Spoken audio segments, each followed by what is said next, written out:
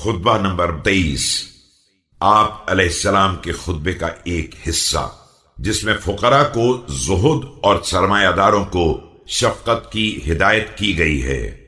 بسم اللہ الرحمن الرحیم۔ أما بعد فإن الأمر ينزل من السماء إلى الأرض كقطرات المطر إلى كل نفس بما قسم لها من زيادة أو نقصان. وإن رأى أحدكم لأخيه غفيرة في أهل أو مال أو نفس۔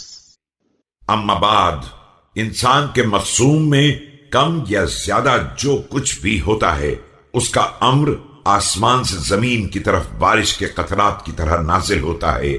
لہذا اگر کوئی شخص اپنے بھائی کے پاس اہل و مال یا نفس کی فراوانی دیکھے، فلا تكونن له فتنة فإن المرء المسلم ما لم يخش دناءة تظهر فيخشأ لها إذا ذكرت ويقرى بها لئام الناس كان كالفالج الياسر الذي ينتظر أول فوزة من قداحه۔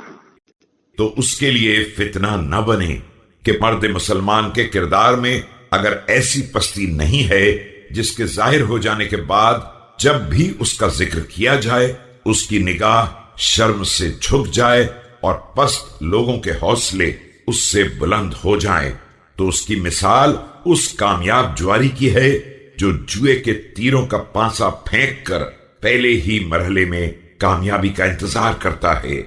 توجب له المغنم ويرفع بها عنه المغرم، وكذلك المرء المسلم البريء من الخيانة ينتظر من الله إحدى الحسنيين، إما داعي الله فما عند الله خير له، جس سے فائدہ حاصل ہو اور گزشتہ فساد کی تلافی ہو جائے۔